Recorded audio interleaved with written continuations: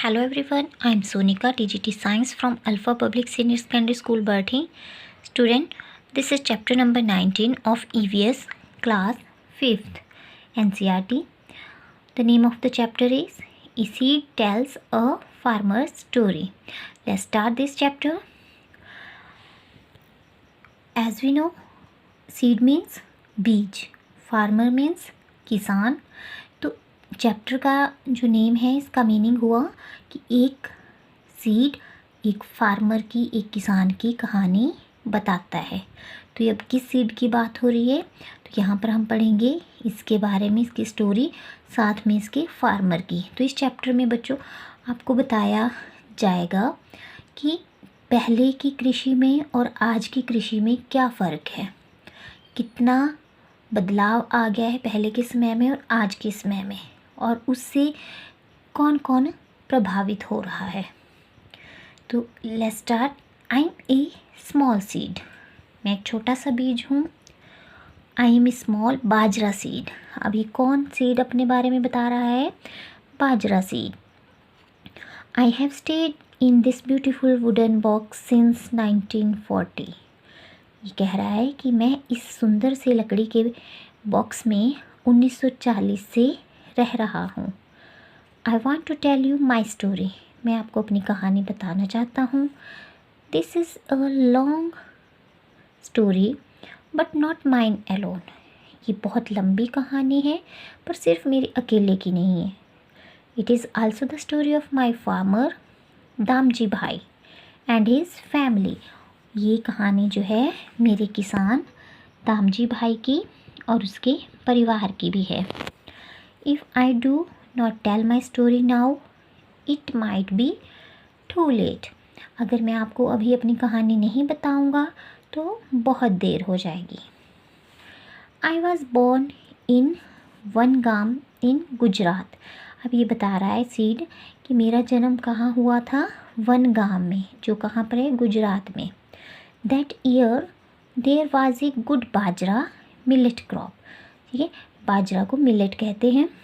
तो उस समय जो है बाजरा की बहुत अच्छी फसल हुई.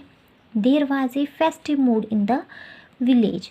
और गांव में कैसा एक मूड था? फेस्टिव यानी कि त्यौहार जैसा, क्योंकि सब लोग खुशियाँ मना रहे थे, खुश थे कि अच्छी फसल हुई है. तो जैसे त्यौहार को सेलिब्रेट कर रहे थे तो उसी तरह का उस टाइम भी मूड था उनका. Our area was famous for its grain and vegetables. हमारा जो एरिया है वो अनाज और सब्जियों के लिए प्रसिद्ध था. Each year Damji bhai kept aside some seeds from a good crop. हर साल दामजी भाई क्या करते थे?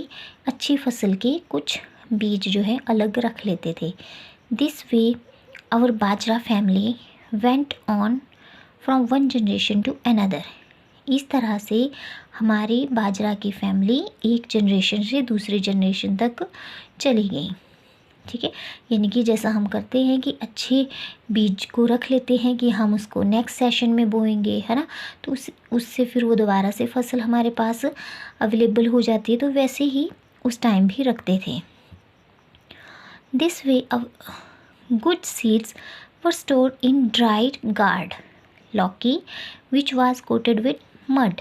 अब जो अच्छे बीज थे, ठीक है, उनको किस में रखा जाता था? सूखी हुई लौकी में. लौकी क्या है? वेजिटेबल. तो वो सूख जाती है तो उसके बीज निकाल दें और अंदर से वो खाली हो जाएगी तो उसमें ये बीज डाल देते थे और उसको बाहर से मिट्टी से बंद कर देते थे. But that year Damji bhai himself made a strong wooden box to store us. पर उस साल दामजी भाई ने क्या किया? अपने आप एक मजबूत लकड़ी का बॉक्स बनाया और उसके अंदर इनको रख दिया. He put it neem leaves to protect us from insect. और उसमें उन्होंने क्या डाल दिए? नीम के पत्ते, ताकि उनमें कोई कीड़ा ना लग सके. तो ये देखो पिक्चर में दिखाया हुआ है ये बॉक्स और इसमें नीम के पत्ते और बाजरा के सीड हैं. He put different seed in different compartment of the box, उसने बॉक्स के अलग अलग हिस्सों में अलग अलग तरह के बीज रख दिए। That was our beautiful home, ये हमारा सुंदर घर था। इन दोज डेज दामजी भाई and his cousin live together, उन दिनों दामजी भाई और उनके चचेरे भाई एक साथ रहते थे। It was a large family, ये एक बहुत बड़ा परिवार था। Everyone in the village helped each other even in farming, और गांव में हर सभी जो है एक दूसरे की मदद करते थे, इवन इन फार्मिंग यानी कि कृषि में भी। When the crop was ready and harvested everyone celebrated together, जब फसल पक के तैयार हो जाती थी तो उसकी कटाई की जाती थी और सभी एक साथ मिलकर सेलिब्रेट करते थे। Oh those wonderful days with big feast and lots to eat, oh वो कितने अद्भुत दिन थे। अब ये बाजरे का सीड कह रहा है कि वो कितने अद्भुत दिन थे, बहुत बड़ी बड़ी दावतें होती थी और बहुत अच्छा अच्छा खाने को होता था, बहुत सारा। In the winter it would be time to enjoy the undhiya, a kind of stew. अब सर्दियों में वो किसका आनंद लेते थे, एक डिश थी वहाँ की जिसका नाम था ऊंधिया। अब ऊंधिया कैसे बनती थी, all the vegetables were put together put into A clay pot along with fresh spices. अब सभी वेजिटेबल जैसे हम मिक्स वेजिटेबल में करते हैं तो वैसे ही बहुत सारी वेजिटेबल काट के एक मिट्टी के बर्तन में डाल देते थे और उसमें ताज़े मसाले डालते थे। The pot was sealed and kept between hot coals, अब जो बर्तन था उसको बंद कर दिया जाता था, उसका मुंह जो है ऊपर से बंद कर दिया जाता था और उसको बिटवीन हॉट कोल यानी कि गर्म आग में या कोयले में रखा जाता था।